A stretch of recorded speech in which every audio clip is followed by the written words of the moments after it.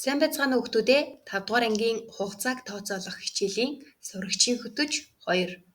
Дараах даалгавруудыг биедан хийж гүйцэтгэхээрээ амжилт хүсье. Даалгавар 1. Хүүхдүүд 8 цагаас 17 цаг хүртэл цэцэрлэгт байдаг.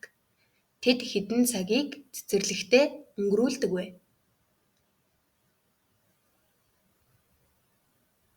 Хариулт 9 цаг.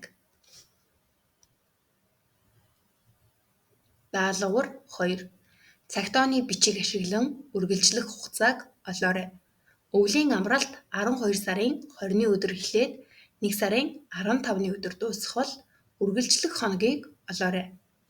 12 дугаар сар нь 31 хоногтой бөгөөд 12 сарын 20-ны өдөр нь даваа гараг. 1 сар нь 31 хоногтой бөгөөд 1 сарын 15-ны өдөр баасан гараг байна. Хариулт 26 хоног. Даалгавар 3. Зуны 32 дугаар олимп 7 дугаар сарын 23-ны өдөр эхлэн 8 дугаар сарын 8-ны өдөр дууссан. Олимп ямар хугацаанд үргэлжилсэн бэ? 7 дугаар сар нь 31 хоногтой бөгөөд 7 дугаар сарын 23-ны өдөр баасан гараг. 8 дугаар сар нь 31 хоногтой бөгөөд 8 сарын 8-ны өдөр нь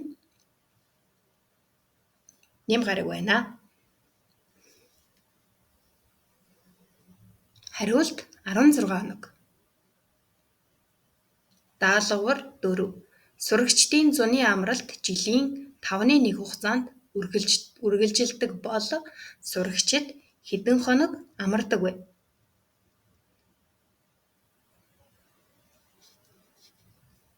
Хариулт 73 хоног.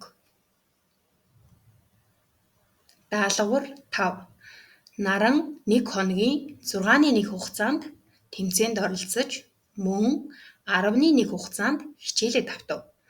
Наран тэмцээн болон хичээл давтахад хэдэн цагийн хугацаа зарцуулдаг вэ? Хариулт 8-4 цаг. Даалгавраа амжилттай гүйцэтгэсэнд баярлалаа. Баяртай.